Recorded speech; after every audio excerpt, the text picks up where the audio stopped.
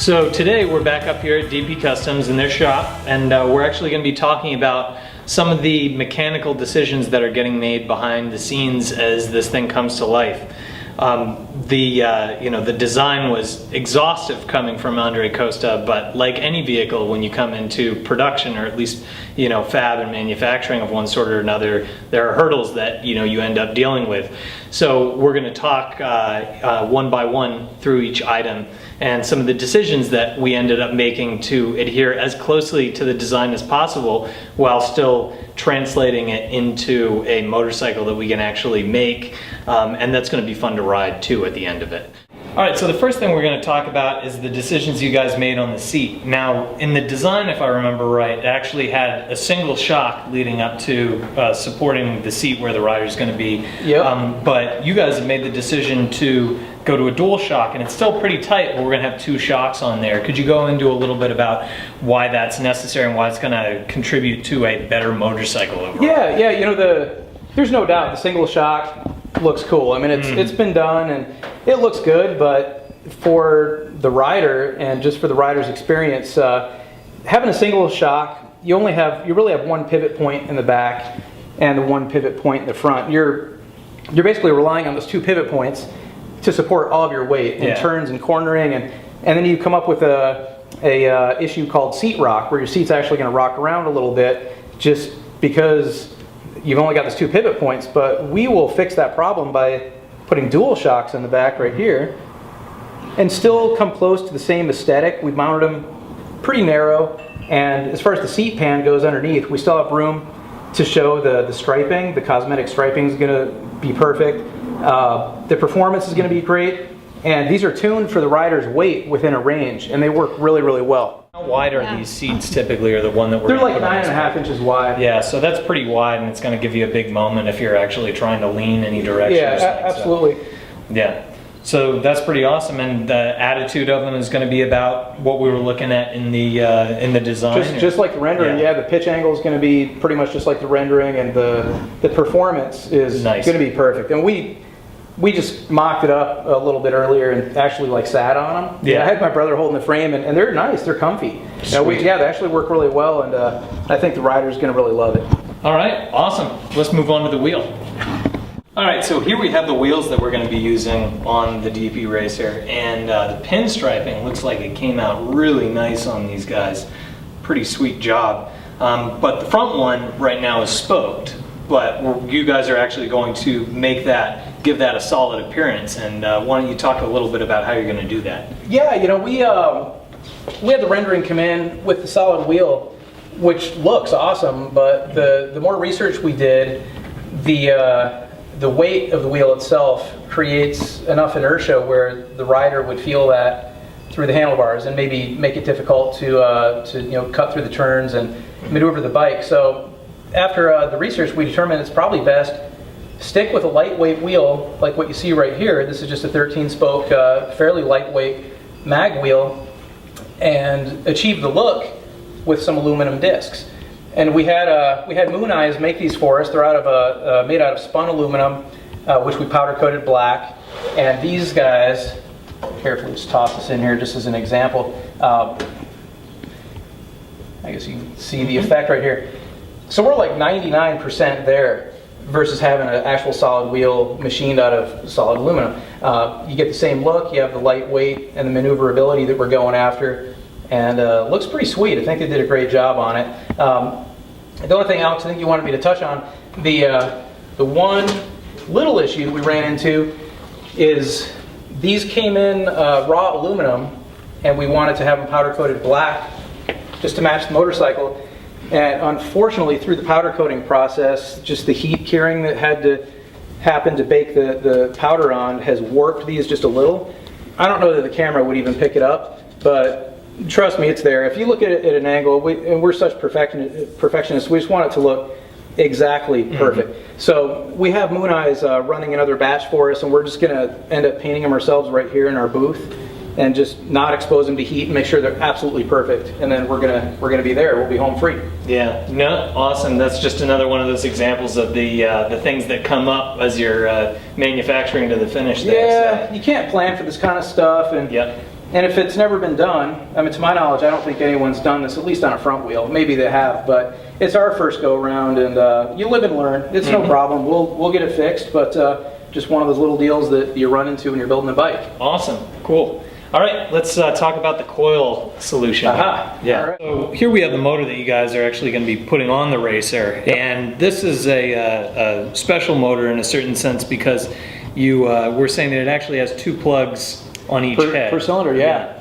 Yep. It's the S model Sportster motor. You don't see them very often, but one of the perks is you get better burn efficiency with each of the cylinders with 2 spark plugs per cylinder versus 1, which is on the normal motor. However, in our design, it just poses a little bit of a curveball, being that we have to have 2 different spark plug coils, ignition coils. So these, usually we run 1, and it's pretty easy to just tuck this in a discrete place on the motorcycle so it doesn't draw too much attention. Yeah. But here we have 2. So Alex and I were just hashing out some possibilities where we can make them work. And like you said, it's still the part of the puzzle we haven't quite solved. But at some place in this bike, we have to find a home. Do you want to maybe use this bike as a mock-up? Yeah, let's go over and have a look. All right, sure. This is we have a motorcycle here. Different project in the works, and Alex and I were just playing around on this. Although this isn't the same S model motor, it's the same proportions, the same basic model, just has different heads on it. And we were thinking if we mounted these maybe back to back like this. Each coil has 2 outlets, which will dedicate a spark plug wire to each of the plugs. There's one down through the rocker on the top and one right here.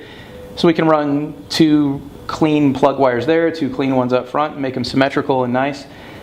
In the rendering, though, you guys might remember we have a number 7. There's like a decorative circular piece with the number 7 on it. So all that has to be part of the equation. Somehow we have to have a bracket that holds this to the motor mount and still have a way to put the 7 on there. And a few other things. We'll have to relocate where the ignition tumbler would normally be. Typically we mount it right here off of the motor mount, so no worries. We'll find a new place for the ignition and make it work. But why go through the trouble? More power. Yeah. Better fuel economy, more power. Pretty cool stuff. Sweet. Cool. All right, we have one more thing to go over with the air intake and the tank choices, so why don't we talk a little bit about that? All right, so finally what we're going to talk about here is a little bit about the tank and then also some choices on the air intake setup. The original tank that you guys were looking at going with is this guy right here, which matches basically what we were looking at on the racer very closely with especially the bottom hard line on there and whatnot. But when we actually bolted up the mock intake to it, what we ended up seeing was a little bit of a difference just when we had the actual V-twin mounting points for this air intake the way it was in the original model. There was an inconsistency with where the bottom line of the tank was relative to where the intake was. And we didn't want to scale it differently because then the intake would look too much like a gooseneck, and we were kind of restricted about where we could put the actual filter element of it on the bike just because of the nature of the motor, right? Yeah. So why don't you go into a little bit about what you guys found as kind of an alternative to stylistically and functionally deal with that? Yeah, I mean, it's funny you bring it up because we didn't really see it come together until that intake was mocked up on there. It was almost like the lines of this were fighting this. I mean that's so rounded and just like organic. It's just it has a certain look to it, and this is just a razor blade edge, and they were just battling against each other. So we thought if we could find a tank with similar proportions and capacity and length, but maybe something with a rolled edge that would just follow the kind of soft lines of this thing, it'd be perfect. And we got lucky. We actually found one over here. It's still in a body and paint phase, so to speak. We haven't clear coated it yet. We just put graphics on today. But if you just hold that next to it, I mean, it's almost the same tank, but it's just rounded enough where it looks like it's a matched set. These go together now, and really completed the look. So we're pretty stoked about this. No, that looks really nice, and the front line of it kind of matches that aggressive, forward stance that Andre had on the intake. Yep. And, I think it'll look really, really pretty slick. Yeah. So, and the softer lines will match these curves very nicely. Yep, So, very cool. now about the air intake, if you guys have been looking at it, you've probably noticed the fact that we've got some bolts on the aesthetic cover that goes on the outside of the intake design. Now originally, what Andre had there was a completely blank insert that would go over that. Now on these particular filters, there are actually mounting bolts that go right underneath this and actually fasten the whole assembly in onto the backing plate, which fastens to the bike, and then the air filter is obviously inside of that. So this cover goes over those larger bolts that aren't necessarily in any kind of an, interesting pattern. They're just kind of there. So one of the things that we did is we still wanted to keep that cool dish effect that Andre had going on there, but we needed some way of securing that aesthetic plate on there and still staying out of the way of the numbers that Andre wanted to put in there.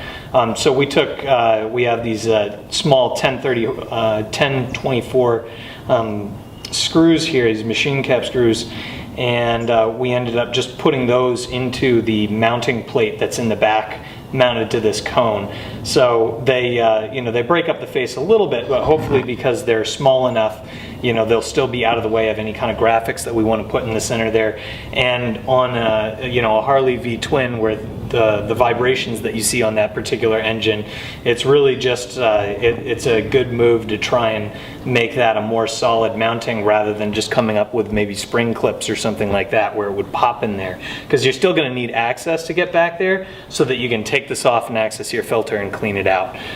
So took a little bit of liberty to do that, but hopefully it'll translate into an assembly that'll last a little bit longer, and yet still we'll be able to get the graphics that are important to the design on top of it.